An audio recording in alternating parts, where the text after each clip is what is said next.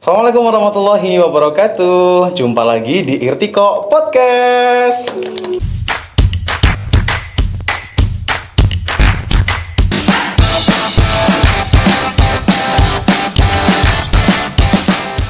Hari ini kita kedatangan dua siswi alumni Madrasah Aliyah Al Irtiko. Mari kita sapa mereka. Ada Harwinda dan Konita.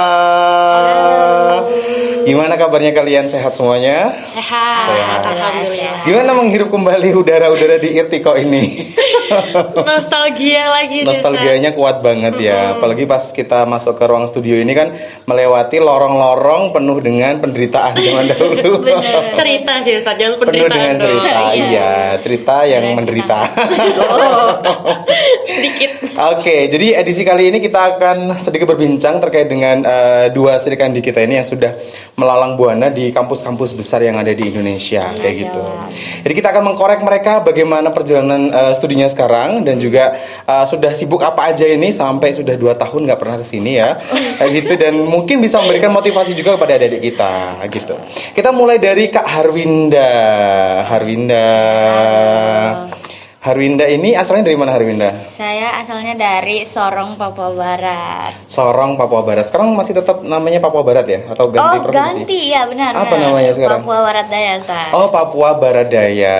Kok bisa dari Sorong, Papua, sekolah di Irtiko di Kota Malang tuh gimana ceritanya? Coba kasih tahu sedikit ke penonton kita. Oke, boleh. Jadi kenapa maka Irtiko? Karena udah tahu bakal kuliah di luar Sorong. Jadi untuk bangun pondasi itu, nah Harwinda mutusin untuk sekolah di luar Sorong untuk membangun pondasi, dan Winda milih tempatnya itu Irtiko. Oke, luar biasa. Visioner banget ya. Jadi memang pengen kuliahnya di luar Papua yang jauh. Jadi untuk memulai itu pondasinya emang harus sekolahnya SMA-nya di luar Jawa gitu, dan milihnya di Irtiko. Luar biasa, Winda. Kalau sebelumnya dari MTS apa atau SMP mana di sananya? Kalau di sana ya MTS Negeri Model Kota Sorong. MTS Negeri Model Kota Sorong. Oke, luar biasa. Oke, selanjutnya Konita. Konita asalnya dari mana, Konita? Saya asalnya dari Samarinda, Ustaz. Samarinda, Kalimantan berarti ya. Kalimantan Timur, luar biasa. Di kotanya berarti Samarinda? Di kotanya, Literally kota? Literally kota. Oke. Kalau sama ibu kota baru kita IKN? Itu cuman sekitar 1 jaman aja sih. Sumpah? Sumpah. Boleh nggak nanti kita main ke sana? Boleh. Ayo, main ke Samarinda. Ada orang dalamnya IKN nanti. Gampang nanti kalau mau kemana-mana. Oke, siap. Terus gimana deh ceritanya Konita kok bisa milih di Irtiko ini gimana? Dari Kalimantan ini ke Malang, Jawa Timur gimana? Sebenarnya bisa sekolah di Irtiko tuh unexpected banget saat, karena memang nggak ada kepikiran untuk SMA di luar dari kota Samarinda kemarin itu. Tapi memang udah ada rencana untuk kuliah itu di Jawa. Di Jawa, pengen banget tuh di Jawa gitu kan. Terus datanglah gitu penjemputnya tuh ada Miss Novi sama Pak Alam dan Ustadz Umam waktu itu datang ke Samarinda, datang ke sekolah saya untuk mempromosikan Irtiko. Di situ ada Mbak Andin dari Muara Badak. FYI Muara Badak itu sama Samarinda itu dekat banget teman-teman. Jadi kayak wah ternyata ada orang dari daerahku nih kayak gitu. Yang jadi sudah sekolah sini ya. Angkatan pertama tuh dia. Angkatan pertama saat ya. Andi. Nah itu kan dilihatkan juga kalau misalnya angkatan pertama tuh jalan-jalan ke Turki gitu. Kayak Iya. aku mau juga. Jadi ya udah kayak ya udah kenapa aku nggak coba kesempatan yang ada ini. Jadi ya udah gitu deh bisa sampai di sini waktu itu. Oke, luar biasa. Jadi mereka ini dari 2 pulau yang jauh ya aslinya ya, dari Jawa, kemudian bisa dipertemukan di Irtiko. Luar biasa. Kalau Konita angkatan berapa? Saya angkatan ketiga. Angkatan ketiga. Berarti Winda angkatan ke-4. Tadi karena ada promosi dari Pak Alam ya, waktu itu kepala sekolahnya langsung yang promosi di sana. Bener. Kalau Winda ada promosi nggak di sana? Sama kayak Kak Konita. Jadi Pak Alam tuh datang ke MTS Negeri Model Kota Sorong itu promosi, terus lihat videonya. Nah videonya waktu itu tuh ada Kak Ayu. Oh iya, alumni juga ya angkatannya ini ya. Kak Ayu tuh alumni MTS juga. Oh gitu. Iya, terus kalian wah ini cutting saya nih. Oh yaudah deh kesana deh gitu. Oke, luar biasa. Jadi ada insight-nya yang menarik kalian untuk bisa kesini gitu ya, luar biasa. Oke. Terus selama belajar di Irtiko nih ya, kan ini angkatan ketiga, angkatan keempat gitu ya, angkatan agak sedikit kolonial lah ya, sudah lama banget kita apa namanya bahasa Jawanya kayak babat alas gitu kan ya, dengan angkatan terbanyak kan kamu kan, Kanita, dan ini angkatan terkuat karena COVID waktu itu. Betul. Ya. Kita berapa tahun tuh kita nggak ketemu karena online? 1 tahun lebih guys. 1 tahun lebih ya kita nggak ketemu, dia tetap di Sorong, kita di sini untuk pembelajaran online gitu. Nah, ketika kalian sudah datang nih ke Irtiko ya, kemudian yang antara yang dipaparkan waktu promosi dengan di Irtikonya itu bagaimana? Apakah ada perbedaan atau kalian ekspektasinya terlalu tinggi terus ternyata di sini nggak terlalu jauh kok, ternyata kita dapat juga banyak hal, atau bagaimana kira-kira? Sebenarnya kalau dari saya Ustadz ya, itu bingung karena memang menghadapi kenyataan yang begitu mengejutkan bagi saya waktu itu kan memang baru lulus kelas 9 kan hitungannya masih remaja Masih awal kecil ya. Masih pubernya gitu. Terus ketemu sama teman-teman yang dari asalnya mereka tuh beda-beda dan jauh-jauh gitu. Terus kan budayanya atau culture-nya itu kan sangat berbeda. Di situ ada yang namanya adaptasi. Nah, itu adalah masa terberat saya juga karena memang ini pertama kalinya memutuskan untuk keluar dari rumah dan merantau gitu. Jadi berat banget ekspektasinya tuh ya, namanya berekspektasi kan pasti happy doang ya Ustadz ya, kayak ternyata bebas dari rumah dan lain-lain. Ternyata selama di sini saya merindukan rumah. Homesick banget. Homesick parah waktu itu. Jadi Ustadz. waktu itu memang belum pernah mondok ya atau asrama. Jadi ini pertama kalinya di Irtiko dan langsung jauh ke Jawa. Langsung jauh ke Luar Jawa. biasa. Ada shock culture-nya. Banget sih itu. Kalau Winda gimana nih? FYI, Winda ini adalah anak mama banget. Wah. Jadi dia mama, saya masih ingat banget waktu itu. Dan dia tuh kayak, saya tuh benar-benar mengkhawatirkan Winda ya, karena dia kan masih kayak kecil banget segini banget kayak gitu. Terus dia harus merantau jauh banget dari Sorong ke Jawa dan harus tinggal di asrama yang serba sederhana kan, beda banget sama di rumah. Nah, itu gimana Winda menghadapi kenyataan itu? Sebenarnya dari dulu tuh ibuku juga sendiri tuh kayak mempersilahkan aja kalau mau merantau gitu kan. Jadi kak diikhlaskan ya? Ya diikhlaskan aja. Jadi pas menghadapi hal-hal kayak gitu tuh mau nggak mau dihadapin. Terus kayak support ibu tuh cuman kayak coba lagi, ayo dihadapin lagi yang lebih kuat lagi gitu. Akhirnya kayak dijalanin dan setiap kan di asrama banyak ya masalah, maksudnya banyak yang bisa kita selesaiin gitu.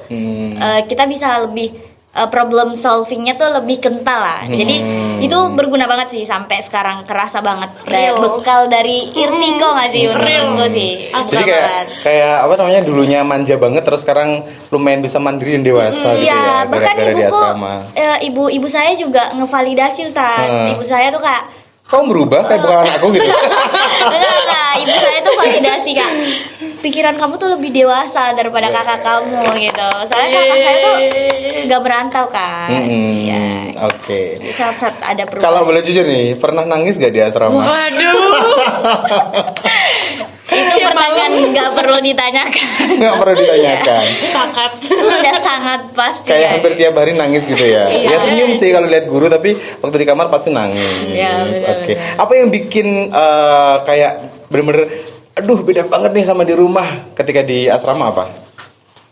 Apa yang bikin kangen banget ketika kita di asrama sama yang di rumah apa? Masakan sih kalau Bener banget, itu sampai sekarang nggak sih sampai kak? sekarang. Ah iya, kan masih rantau ya sekarang ya. Iya. Masakan itu ya Allah. Apalagi di Ma'had ya, di asrama kan memang diajarkan tidak boleh terlalu bermewah-mewah ya. Iya. Jadi menerima apa yang ada. Benar. Makanan apa yang dulunya nggak suka jadi suka ketika di asrama? Apa ya?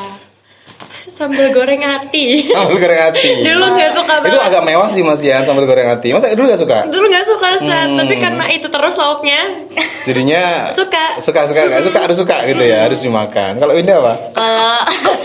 Kalau sebenarnya yang bisa toleransi sampai sekarang tuh sayur yang kayak apa sih dicampur sama kelapa waktu itu.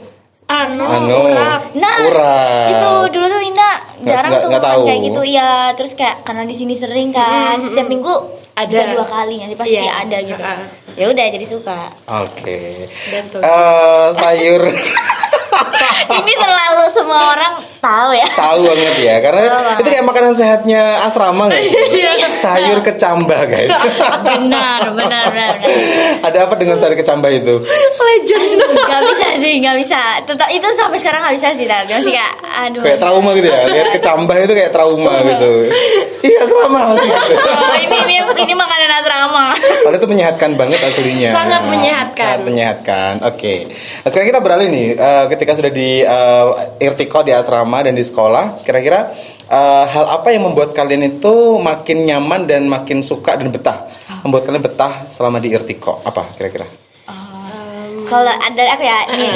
Jadi dulu kan sempat ibu tuh mau narik. Iya. Mau narik dari. Dia mau dibawa pulang guys Iya. ke Sorong gitu. Terus pembelaanku tuh waktu itu kerasa banget waktu itu, Kak. Bu, nggak apa-apa Bu, cuttingnya baik semua gitu. Kayak ngerasa disayang gitu sama kakak-kakaknya nih, sama Kak Konita nih. Disayang banget, Kak. Itu yang buat bisa bertahan di Irtiqa tuh Makin kuat gitu ya. Kakak-kakaknya yang bimbing, terus yang bener sayang. Kak Konita nih orang yang selalu nggak pernah nolak mau dipeluk. Terus habis itu guru-gurunya juga yang asik, terus kayak bisa diajak bercanda. Karena masih muda-muda guru kita ya. Sepakat. Ya jadi kayak pemikirannya masih sefrekuensi lah. Oke. Hampir nyerah waktu itu tapi akhirnya bisa bertahan. Iya. Oke, keren. Kalau Konita apa Konita? Kalau sebenarnya betah itu dibetah-betahin sih Ustadz, karena namanya juga baru pertama mondok ya. Jadi hal yang membuat saya membetah-betahkan itu niat dari awal ini aja. Kalau misalnya memang lagi capek banget pengen pulang gitu kan, ingat lagi oh juga keputusanku buat sekolah di sini gitu. Terus juga ya dapat support system dari teman-teman, adik tingkat, terus juga kakak tingkat. Waktu itu ada Mbak Andin, Mbak Zian, terus juga guru-gurunya untungnya masih apa ya, masih yang bisa banget diajak bercanda kayak Winda bilang tadi itu. Jadi kayak yang ngerasa guru-guru tuh ya jadi kakak juga Ya, bener sebenarnya banget, gitu. bener banget. Itu yang bikin bisa kok gitu.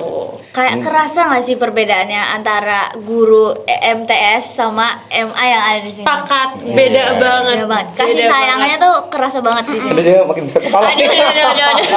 Kan serius. Kedekatan emosionalnya Iya. juga ada. Soalnya kan dikit-dikit curhatnya kan ke beliau-beliau Iya. ini. Jadi kayak kita punya kedekatan emosional. Jadi ya betah aja gitu. Oke, luar biasa. Tepuk tangan untuk kita. Dan akhirnya kalian bisa selama 3 tahun Survive. dan menyelesaikan di sini. Oke, sekarang ini pertanyaannya agak sedikit sensitif sesungguhnya ya, karena di Irtiqa waktu zaman kalian dan sampai sekarang kan kita masih mengutamakan yang namanya hafalan Al-Quran. Waduh. Iya, selama 3 tahun nih ceritanya ya di MA Al-Irtiqa di Mahatnya juga sudah berhasil berapa yang dihafalkan? Waduh. Winda kan. dulu.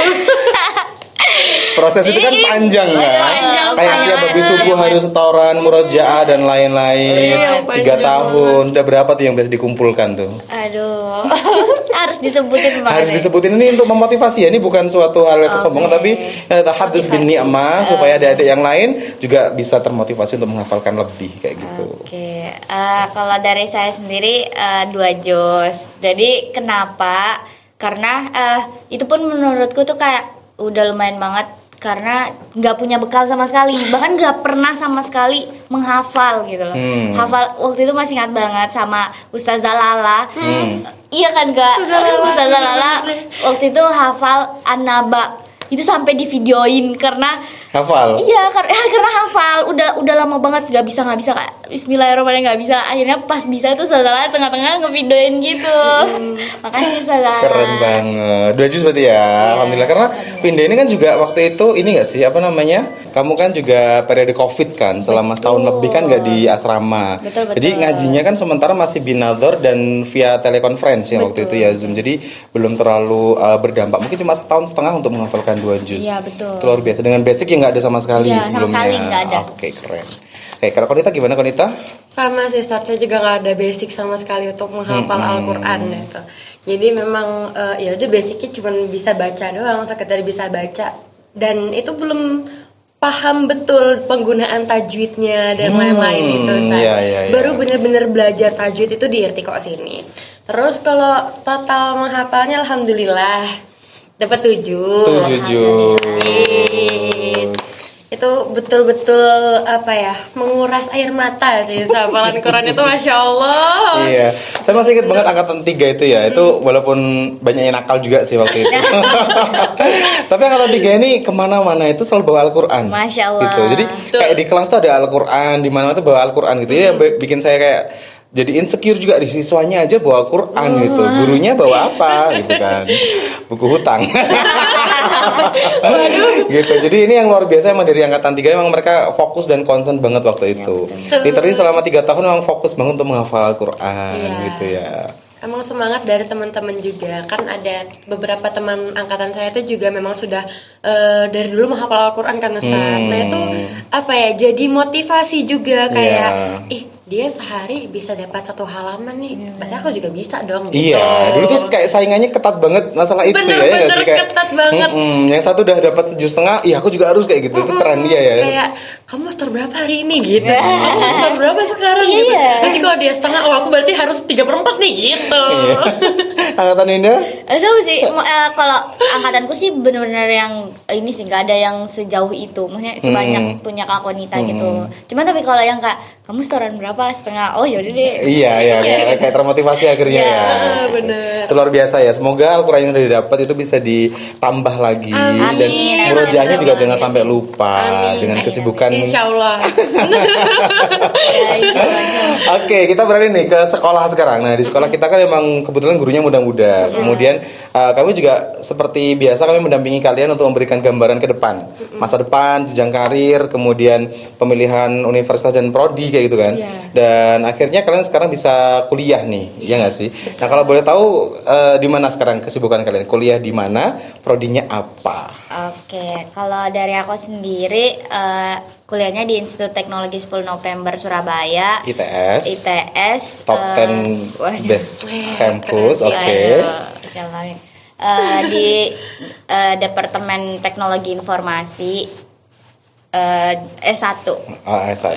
Oke, baru tepuk tangan dong. Ini salah satu yang mendobrak alumni ke ITS gitu ya, Winda. Lewat jalur apa waktu itu, Winda? Waktu itu lewat jalur mandiri. Lewat jalur mandiri. Oke, selanjutnya Konita? Kalau aku sekarang itu di Universitas Muhammadiyah Malang. Oke, deket tetangga. Ya. Kampus Putih, jas merah. Jas merah, kampus putih. Ini juga salah satu kampus swasta terbaik yang ada di Indonesia. Betul. Luar biasa. Prodinya apa, Konita? Prodinya psikologi, Ustaz. Psikologi. Teman-teman. Oke, luar biasa nih. Kalau boleh cerita sedikit ya, bagaimana perjuangan kalian untuk bisa kuliah di kampus itu dan prodi itu? Ayo, mau coba dulu nih. Oke, boleh Winda. Untuk masuk ke sana tuh cukup gedebak-gedebuk ya. Cukup dihantam banyak banget.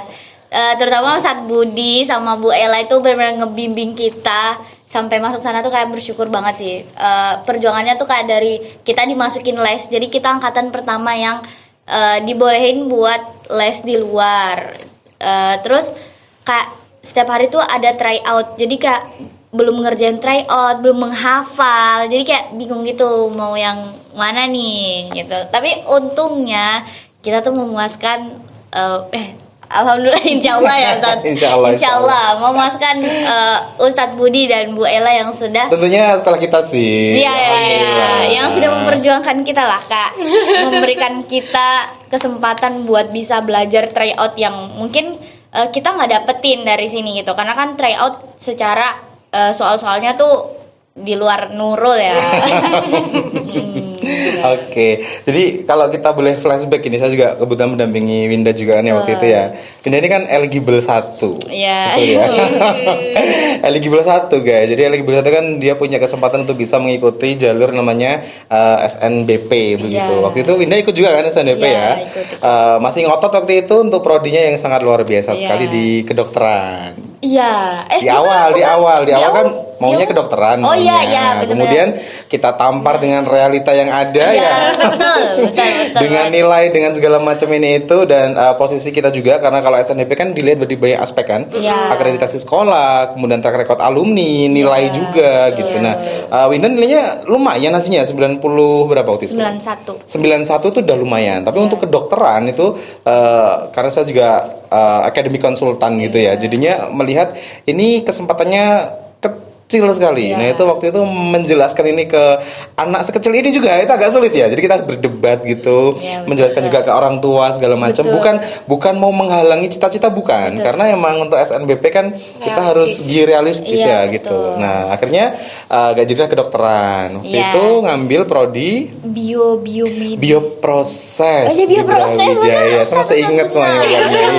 Ingat banget. Gitu. Nah walaupun itu prodi baru tapi karena kampusnya Brawijaya, jadi memang ya kita harus ikhlas lah ya. Ini namanya kan golden ticket gak sih? Iya, betul. Jalur golden ticket. Jadi berharap boleh tapi terlalu berharap juga jangan dulu. Jadi tetap nanti disiapkan. Dan alhamdulillah emang waktu itu belum lolos. Oke, di UTBK juga kan? Nah, iya.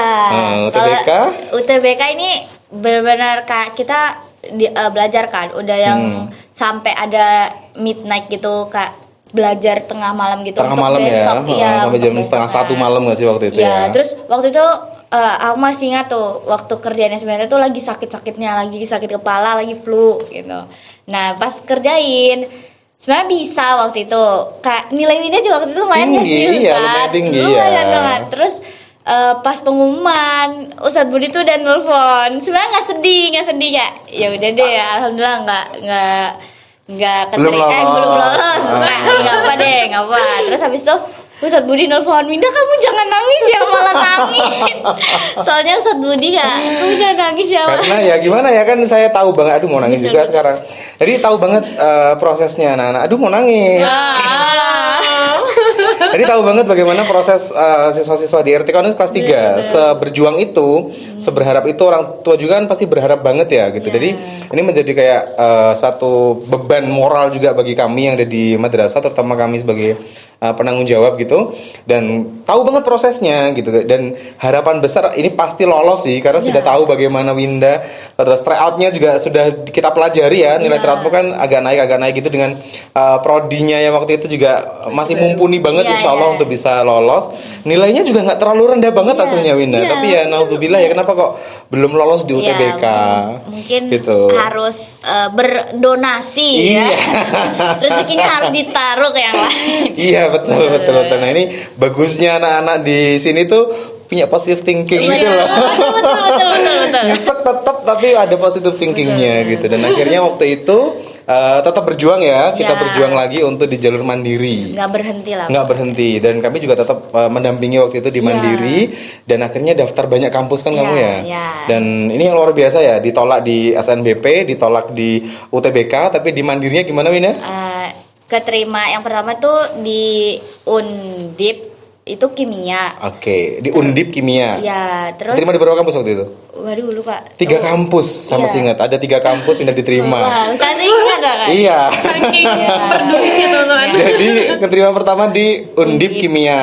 Yang kedua keterima di UNS farmasi. Dan yang ketiga di ITS teknologi informasi. Nah, waktu itu bimbang banget kan mau milih di UNS atau di ITS. Dengan tenggat waktu berapa jam gitu kan keputusan finalnya ya. Yang udah saat ingat banget. Sedih banget ya. Iya, karena ini informasi untuk semuanya ya, di jalur mandiri itu sudah bisa dipastikan mahal. Ya mahal, berarti memang harus banyak faktor yang perlu diperhitungkan di situ. Nah salah satunya memang biaya tadi itu. Nah makanya kemarin selisih berapa puluh juta gitu antara UNS dengan ITS, dan of course masih lebih mahal ITS ya, jelas karena dia juga salah satu kampus terbaik, dan akhirnya memilihnya di ITS teknologi informasi. Luar biasa, tepuk tangan untuk Winda, perjuangannya panjang banget.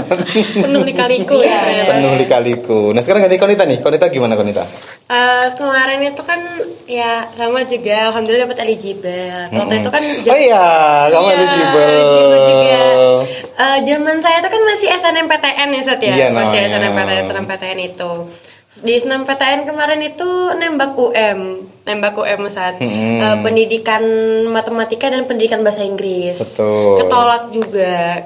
Kemudian kenapa tahu nggak ketolak itu kenapa? Kenapa tuh? Karena tidak intensif belajar untuk UTBK ya nggak? Iya. Karena waktu itu emang zamannya agak sedikit sulit gak sih? Itu awal COVID gak sih kamu? Enggak, setelahnya. Oh setelah COVID ya? Oh setelah COVID ya. pokoknya intinya ya masih covid-covidan gitu kan. Jadinya masih emang intensi covid-covidan. belajarnya masih kurang. Kemudian kan UTBK tuh setelah itu waktu UTBK tuh juga nembaknya UM juga. UM pendidikan matematika, pendidikan bahasa Inggris sama jurusannya. Tapi ketolak juga sama UM. Akhirnya Jahat kan, banget ya. Ya. sakit hati banget sama UM. Aduh, Terus UM kan kan. mikirnya kayak ya udahlah mungkin memang disuruh di Samarinda aja nih gitu. Pulang kampung. Pulang kampung, daftar di Muhammadiyah Kalimantan Timur. Alhamdulillah keterima psikologi gitu. Oke. Keterima psikologi. Nilai tertinggi gak sih? Iya. Terus setelah itu ngerasain kan, ternyata sistem pendidikan di sana itu masih kurang cocok gitu kan, karena memang tidak bisa kita pungkiri ya teman-teman, itu sistem pendidikan di luar Jawa dan di Jawa tuh sangat berbeda. Kualitasnya sangat beda Ustaz. Even saya yang hanya SMA di Jawa itu merasa bahwasannya sistem pendidikan SMA tuh di sini lebih baik gitu loh daripada sistem perkuliahan di Samarinda waktu itu. Jadi kayak kok kurang banget ya ini gitu kan, kayak saya merasa tidak tertantang, kayak aduh gampang banget sih kuliah cuman kayak gini doang, nggak seru. Akhirnya diskusi sama orang tua kayak kalau misalnya kuliah di sini kayaknya nggak perlu kuliah juga bisa mah gitu. Akhirnya kakak mau kuliah di mana gitu kan, mau kuliah di Malang aja gitu kan. Akhirnya nembak ini lagi UMM. Baru nembak UMM itu teman-teman, karena mikirnya setelah aku research dan cari tahu ternyata psikologi UMM itu terbaik se-Jawa Timur, Ustaz. Iya. Jadi kayak karena kemarin psikologi dan ternyata aku juga interest sama ilmunya nih. Jadi kayak yaudah psikologi UMM aja gitu. Oke. Kayak bisa nyampe Akhirnya di sekarang UMM. kuliah di UMM UMM. Psikologi. Masya Allah. Luar biasa. Dan emang Konita nih dari dulu cocok banget kayak jadi psikolog gitu loh orangnya. Udah hawa-hawa Positive vibes semua. banget gak sih? Kalau ada adik-adiknya yang bermasalah tuh dia kayak Iya, jadi iya, penengah iya, gitu, kayak benar. ibu banget gitu loh untuk adik-adiknya. Seorang bunda. Aduh, kepala saya Betul. besar ini. Dan sekarang Konita sama semesternya kayak Winda ya? Iya, sama. Masih di semester Itu ke gap year 3. 3, iya. Oke, semoga lancar semuanya kuliahnya. Amin. Segera jadi engineer yang luar biasa nantinya. Jadi psikolog, mau jadi psikolog, mau jadi apa? Dua-duanya dosen dan Nah, Oke, praktisi. Oke, boleh nantinya insya Allah. Oke, selanjutnya nih. Jadi karena kita juga punya pengalaman yang luar biasa nih teman-teman. Di Ertiko ini kan juga ada program-program yang luar biasa ya. Betul. Salah satunya program internasional. Betul. Nah, di internasional itu yang paling sering kita laksanakan adalah salah satunya ada studi tour ke Turki. Nah, ini kebetulan dua orang ini yang mendapatkan kesempatan luar biasa itu. Jadi Konita karena kelas 12 ya, mendapatkan siswa berprestasi waktu itu, dan Winda ini berprestasi karena mengikuti seleksi. Oke. Gimana seleksinya Winda? Kemarin sih waktu itu seleksinya kalau nggak lupa tuh ini dulu CBT, terus bahasa Arab, bahasa Inggris. Interview ya. Iya, interview. Berarti kamu bisa bahasa Inggris? Waduh. Sedikit waktu itu tapi nilai yang tinggiku itu bahasa Arab nggak sih, Tat? Di bahasa Arab. Ya, bahasa Inggrisnya yang kurang. Oke, luar biasa. Akhirnya terpilih ya. Iya, terpilih. Salah 2 dari sekian peserta waktu Iya. itu, dan akhirnya bisa mengikuti program internasional di Turki. Dan kita berangkat ke Turki. Iya, Yeay. kita bertiga, aduh. Ya, kita bertiga berangkat ke Turki. Nah, sekarang kita ngomong nih masalah Iya, program iya, seru internasional banget, ya. seru banget. Di program internasional kan memang kita waktu itu kan gurunya cuma saya ya. Iya. Harus mendampingi sekitar berapa tuh? Kita 11 kemarin. 11-12 saya, ya nggak sih? Ya. 12 sama Ustaz. Harus berangkat ke Turki, dan waktu itu kita sudah pulang ke beberapa daerah, betul ya? Betul. Ada yang dari Kalimantan, Sulawesi, Sorong dan lain-lain kayak gitu. Dan akhirnya kita bisa berangkat ke Turki. Nah, bisa nggak digambarkan kira-kira program internasional yang ada di RTK ini seberapa manfaat dan seberapa memorable-nya buat kalian? Memorable kayaknya itu adalah Itu yang paling memorable. Pengalaman yang paling Kalau bisa memorable. dipin deh, pin. Bener. Pin dalam Nomor hidup. 1 tancapin dalam atas itu. Ya, seru banget sih. Gimana? Apa yang seru dan apa yang perlu disampaikan untuk adik-adik yang ada di sana? Ini sih mulai dari seleksinya dulu saat ya. Waktu itu kan memang kalau saya kan harusnya itu angkatan saya berangkatnya di kelas 11 Ustaz ya. Betul. Hanya saja karena terkendala Covid waktu itu, jadinya kita tuh angkatan kami diundur, dibarengkan dengan angkatannya Harwinda. Iya, betul. Nah, terus setelah berangkat itu bener-bener masih merasakan ini beneran aku berangkat ke Turki nih gitu. Bener-bener, ini waktu ngurus paspor itu, ini beneran ngurus paspor buat ke Turki nih. Ini beneran nih. Beneran kayak bener tidak terekspektasikan gitu loh Ustaz. Karena kan memang teman-teman saya itu kan angkatannya paling banyak Ustaz ya. Betul. Nah, itu pintar-pintar semua, jago-jago Iya. semua. Ketat banget waktu itu emang ya persaingannya. Nggak nyangka bisa terpilih itu. Sebenarnya saya juga masih bingung kenapa bisa terpilih untuk menerima kesempatan luar biasa itu gitu. Terus waktu bareng sama teman-teman tuh, oh ternyata teman-teman sejawat saya yang memang betul-betul jadi teman belajar itu mereka juga ikut gitu. Terus selama perjalanan di sana tuh bener-bener belajar bahwasannya ini nih apa yang saya dapatkan sekarang itu tidak saya tabur kemarin. Apa yang saya tuai hari ini tuh tidak saya tabur kemarin. Bener-bener ternyata dari kelas 1, 2, 3 itu saya sudah menabur apa yang akan saya tuai saat hari itu gitu. Kemudian selama perjalanan di sana juga saya bener-bener introspeksi Ustaz. Saya kemarin kelas 1 udah ngapain aja sih, kelas 2 sudah ngapain aja, kelas 3 tuh saya sudah melalui apa-apa aja. Saya pikir-pikir, oh ternyata ya memang ini adalah sesuatu yang saya pantas terima waktu itu. Terus selama perjalanan apalagi ya, ini sih sejarah-sejarah waktu di Turki itu kayak itu luar biasa banget teman-teman. Itu bener-bener membuat saya tercengang terus setiap harinya. Kan kita setiap hari itu destinasinya beda-beda kan Ustaz. Destinasinya beda-beda. Bahkan dalam satu hari itu kita bisa ke 3-4 destinasi. Itu wow, itu rasanya ya kalau misal bisa dijadikan sebuah ekspresi dalam perjalanan Turki itu ekspresi nganga mulu gini ya. Gitu. Bener-bener yang membuat saya gini. Wow, gitu. Kayak gak berhenti kagum gitu ya, karena memang mereka sangat luar biasa di sana. Bener banget, bener-bener yang Kalau Winda apa yang ini, yang tempat apa yang paling memorable atau paling keren banget di sana? Aduh, lupa lagi namanya. yang mana? Yang di mana tuh? Apa ya? Yang ini apa masjid? Jamalja, benar. Oh, yang Çamlıca ya, Çamlıca Cami. Masya Allah banget ya Itu Allah. destinasi terakhir nggak sih? Ustaz? Betul, itu adalah Masya Allah banget Kak. masjid terbesar yang ada di Istanbul, Turki waktu itu, luar biasa. Wah, itu kagum banget Keren karena banget ya. iya, keren banget. Ada masjid yang ada apa namanya? Lift. Eskalatornya. Yes, aduh, Ada liftnya juga. Kita tersesat kan di lantai Iya. dasar. Mau ke atas ya Allah ya. Çamlıca itu salah satu yang luar biasa ya Terus masjidnya. pemandangannya tuh kayak wah. Iya, hidupnya langsung, kayak kagum-kagum sama Allah gitu Kak. Ya Allah. Masya Masya Allah, Allah. tabarakallah banget ya.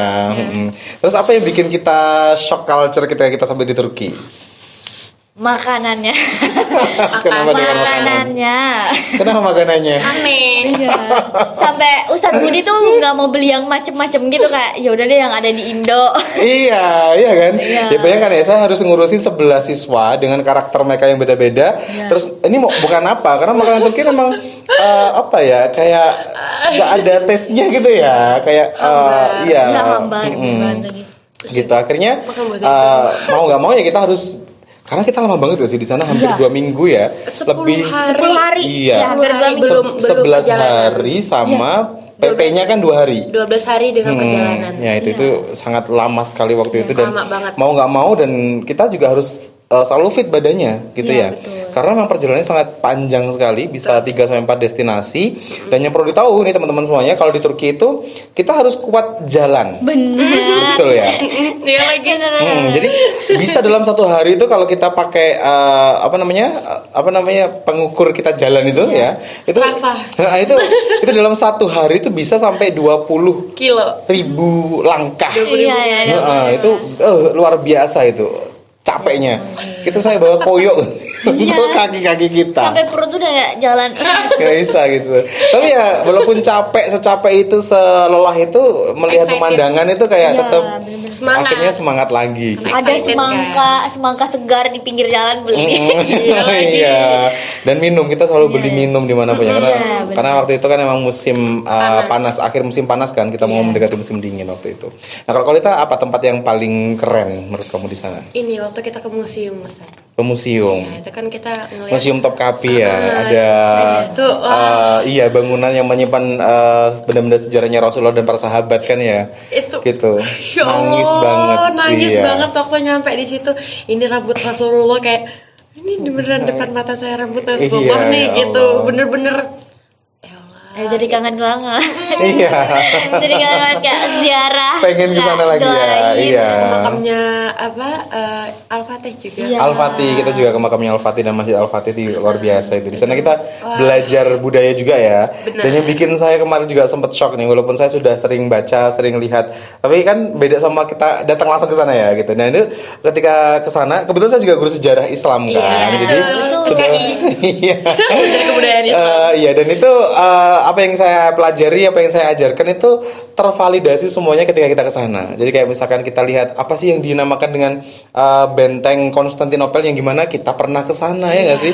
Sebesar itu dan tebel itu juga panjang itu kan benteng Konstantinopel gitu. Kemudian kita juga melihat bagaimana masjid fenomenal dulunya adalah katedral gereja Hagia Sophia itu juga luar biasa. Itu. Dan kita bisa berkesempatan masuk waktu itu dan yang sholat cowok Jumat. waktu itu sholat Jumat Iya, ya nggak sih? Itu luar biasa. Kebetulan Jumat terus Kak pada ini. Iya, kita sempat agak sedikit anarkis waktu mau masuk kan. Iya lagi. Saling Jadi ngelindungi. iya Dorong-dorong. ternyata guys di sana itu bukan ada tiketnya atau apa gitu loh. Nah kebetulan waktu itu kan hari Jumat.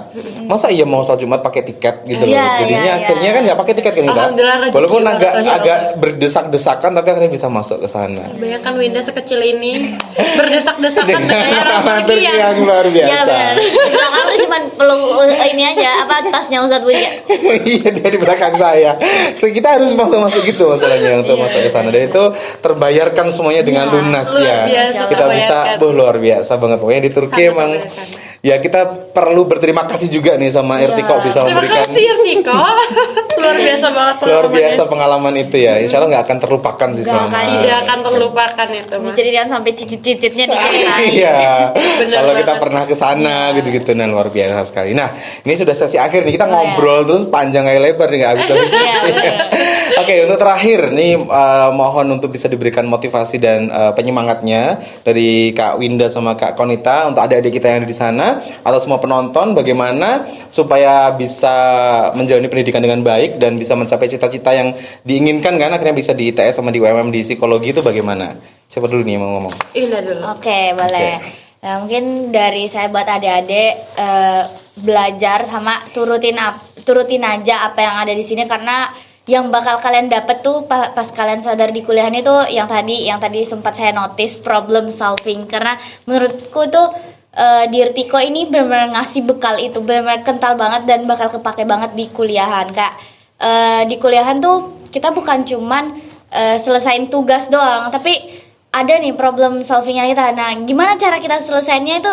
Ya skillnya tuh dapat dari Irtiko ini. Jadi Kak, kalian jalanin dan kalian benar-benar ikutin perintah yang ada di Irtiko ini, peraturan-peraturan yang ada di Irtiko ini, sama belajar yang lebih karena kalau aku bisa ngulang lagi ya, maksudnya kalau bisa ngulang waktu aku bakal belajar lebih lagi gitu. Walaupun kayak misal nih di Irtiko nggak ada matkul yang bakal kita dapat di kuliahan gitu kan, tapi ya itu yang tadi problem solving itu tetap bakal kepake banget. Jadi buat adik-adik semangat, apalagi yang lagi les sekarang semangat banget. Ntar kalau misalnya ada kata semangat sampai jatuh pingsan, udah terima aja semangatnya sampai bisa buat JJ. Semangat gitu. Ini semangat lah ya. Iya gitu. semangat. Ya, Kalau kalau Kanita? dari saya sih kurang lebih aja Ustadz karena memang saya rasa motivasi itu dari guru-guru dan teman-teman tuh pasti udah banyak diterima ya sama teman-teman yang sekarang masih sekolah di sini. Ini aja sih, gunakan kesempatan dengan baik. Itu adalah kuncinya dari semua apa yang akan kalian tuai ke depannya. Gunakan kesempatan kalian sebaik mungkin, setepat mungkin dan semaksimal mungkin. Jadi ketika kalian sudah tidak menerima kesempatan itu, kalian sudah pernah menerima gitu. Jadi kalau misalnya nanti ke depannya kalian tidak mendapatkan kesempatan yang sama, at least kalian sudah pernah, terus juga kalian sudah sudah melalui fase tersebut. Jadi ya do your best aja teman-teman. Terus juga kalau misalnya lagi butuh istirahat, jangan lupa istirahat karena itu harus banget ya teman-teman. Jangan memaksakan tubuh kalian atau diri kalian untuk melakukan sesuatu. Memang harus memaksimalkan kesempatan, tapi juga harus menyesuaikan dengan kondisi kalian kayak gitu. Oke, psikologi banget ya. Iya, beneran. Oke, luar biasa. Terima kasih insight-nya kakak-kakak semua. Semoga adik-adik dan juga siapapun yang menonton ini bisa termotivasi dan tentunya mereka bisa meraih apa yang ingin mereka cita-citakan begitu. Terima kasih untuk kesempatannya telah hadir di sini dan jangan kapok ya. Nanti harus kesini lagi kita akan cerita-cerita lebih lagi. Insyaallah. Begitu. Terima kasih semuanya. Inilah akhir dari Irtika Podcast. Semangat selalu dan wassalamualaikum warahmatullahi wabarakatuh. Waalaikumsalam.